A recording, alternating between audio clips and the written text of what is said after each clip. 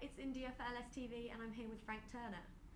Hello. Hello. I know you performed at Leeds Fest over the summer. Yes. And you're obviously doing your sold-out gig at the Union tonight. Yes.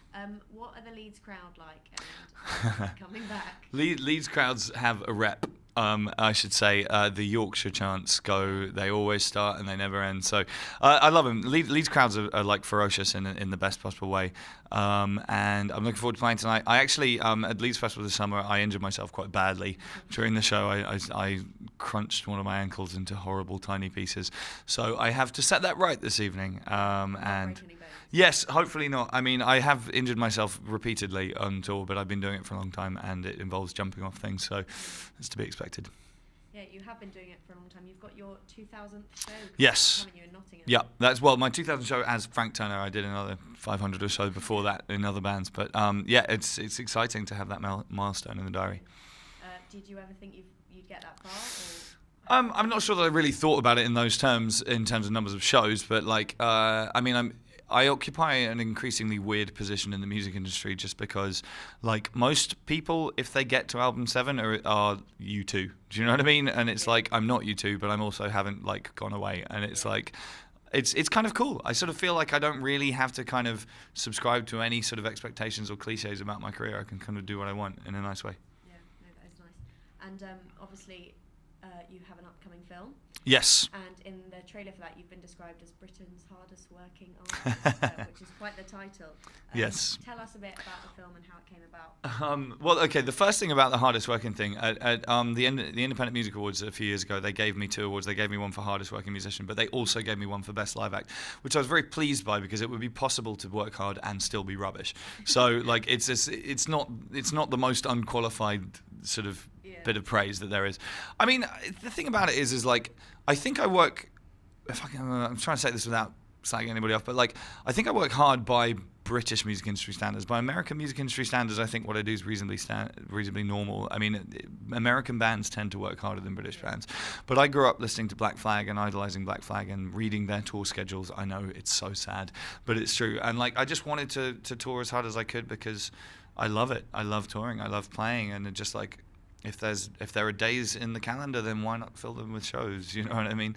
The film is an interesting one because my friend Ben, who makes my music videos and he's our tour photographer, sort of pitched this idea about making a film about the band that never stops working. Yeah. And we said, okay, and he started filming, and it was supposed to be a year in the life. And a month into it, we stopped working because I had a huge fight about the making of my last record, and that then sort of led into quite a dark time in my personal life. And initially, I think Ben was like, oh, for God's sake. But then he kept filming, and it's ended up, in fact, being a film about me nearly losing the plot, and then not. Spoiler alert. So yeah, I think it's a much more interesting film than it was going to be initially, but it also makes it an extremely uncomfortable watch for me. Yeah. Are you nervous about kind of putting that out there and having people get that kind of insight? Yeah, I am to a degree, but I mean, like, so Ben sent me like an early edit of the film and just said, what makes you uncomfortable and what do you want to take out? And I said, I'm not going to ask you to take anything out because it's your piece of art, you know, and I think that turning it into like a hagiography would be boring. And secondly, the whole thing makes me uncomfortable because it's a documentary about me. Watching yourself, yeah, and like it's like my mum talking about me in the third person, and it's just like, and my mum talking about how I drink too much, you know, and it's just not a thing that one would normally see. Yeah, well, fair enough. And so you did have an album come out last year. Yes. You're touring at the moment. Yes. Do you know what's next? Do you have any other plans? I do. I mean, so when we released Positive Songs for Negative People in August last year, we decided to do 2 years on the road for it, and we are 18 months into that, and our tour schedule wraps up in August. So we haven't announced the end of it yet, but so yeah, it's pretty cool that we've stuck to that plan because long-range plans like that rarely go to plan in the music industry.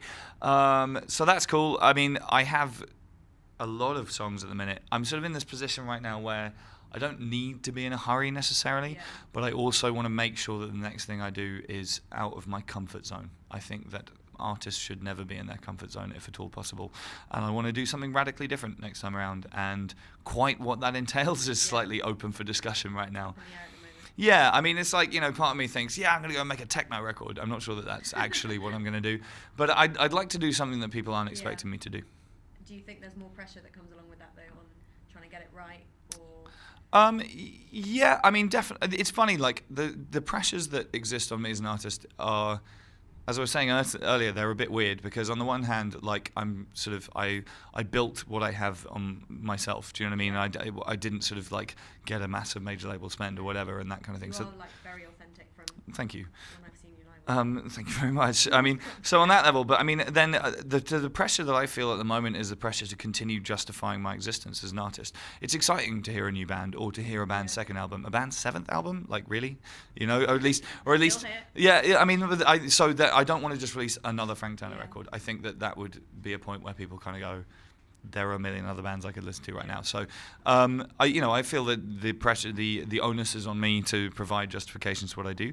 But I mean, I think that's self-inflicted pressure, which is the best kind of pressure, I think. Do you know what I mean? And I try really hard in everything I do to be my own harshest critic and to think about, every time I finish a song or finish a record, the very first thing I do is try and think about what's wrong with it. You know, and I think that that's a healthy attitude to have as a creative person. Definitely. I think that's everything then. Good luck tonight. Well, thank you. It'll be great. I'm very excited about it, and the Yorkshire chants are. I can feel them. Something to look forward to. It's like the drums in the sort of Lord of the Rings. Do you know what I mean? As Slowly they're but at the not. gates. Yeah. It's gonna be good. Right, thank you. Cool. Thank you.